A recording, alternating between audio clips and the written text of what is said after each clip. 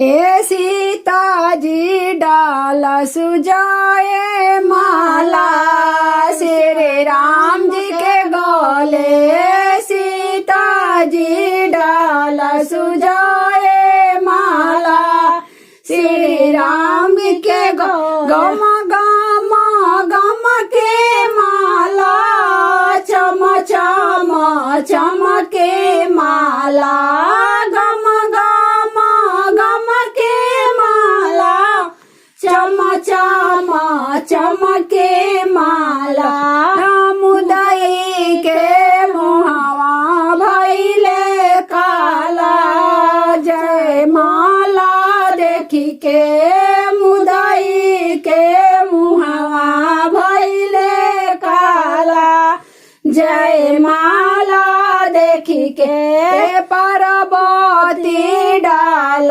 सुजाए माला शिव शंकर गले पार्वती डाल सुजाए माला भोला के गले गम गम गम के माला चम चम चम के माला गम गम गम के माला चम चम चम के माला मुदई के मुहावा भैले काला जय माला देखे मुदई के मुहावा भैले काला जय माला दे। प्रणाम और धन्यवाद। ये वीडियो देखला खातिर। हमार काम यदि रउआ पसंद आवता तो हमार चैनल के जरूर सब्सक्राइब करी और संगे संगे नोटिफिकेशन वाला घंटियों दबा दी।